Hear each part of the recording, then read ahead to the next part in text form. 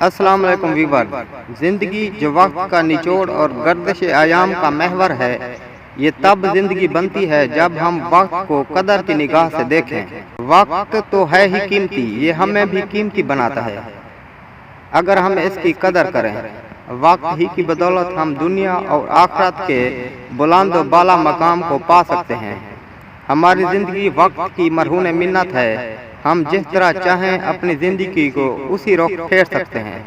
یہ اب ہم پر ہے کہ ہم وقت کو کس انداز سے اپنی زندگی کا حصہ بناتے ہیں۔ وقت ایک کلہاڑی ہے، علماء نے وقت کو ایک کلہاڑی سے تشبیہ دی ہے۔ کلہاڑی سے فائدہ اٹھایا جاتا ہے، ورنہ ایسا بھی ہو سکتا ہے کہ کلہاڑی ہمارے پاؤں کو کاٹ دے۔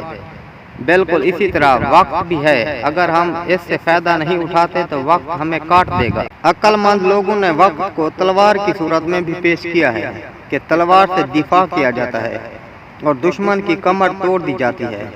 اسی طرح وقت کے ذریعے ہمیں دفاع اور خود کی جیت کا موقع ملتا ہے۔ اب ہمیں دیکھنا ہوتا ہے کہ کہاں دفاع کیا جائے اور کس سے جیتا جائے۔ کسی نے کیا خوب کہا ہے کہ وقت سونے سے زیادہ قیمتی ہے، لیکن ہمیں وقت کی قیمت کا اندازہ تب ہونے لگتا ہے جب ہم موقع گنوا بیٹھتے ہیں اور کفے افسوس ملنے لگ جاتے ہیں۔ وقت ہمیں قیمتی کس طرح بناتا ہے؟ جب بھی ہم کوئی کام کرنا چاہتے ہیں تو کام کی نوعیت اور وقت کو مد نظر رکھ کر سوچتے ہیں۔ جب ہم کام کو کر گزرتے ہیں تو پھر ہم اس کام کی کیفیت کو دیکھتے ہیں، لیکن ہوتا یوں ہے کہ جب ہم کام ختم کر کے دیکھتے ہیں تو اس کام میں کئی خرابیاں نظر آتی ہیں جو ہماری محنت پر پانی پھیر دیتی ہیں۔ ایسا کیوں ہوتا ہے؟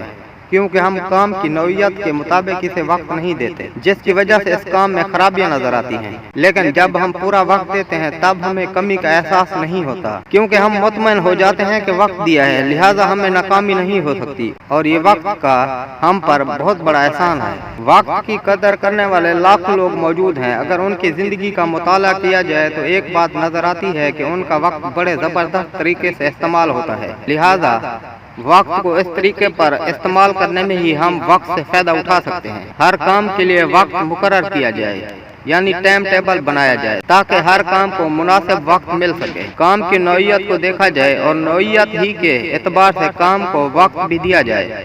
جو کام کم وقت میں مکمل ہو سکتا ہے اسے زیادہ وقت دینا بھی قوت کا ضیاع ہے۔ جو کام کم وقت میں مکمل ہو سکتا ہے اسے زیادہ وقت دینا بھی وقت کا ضیاع ہے، اور جو کام زیادہ وقت چاہتا ہے اسے کم وقت دینا بھی زیادتی ہوگی۔ اہم کام کو سب سے پہلے کیا جائے، اپنے کاموں کا موازنہ کر کے دیکھا جائے، جو کام سب سے اہم ہے اور ضروری بھی ہے اس کی فہرست بنا کر دیکھا جائے۔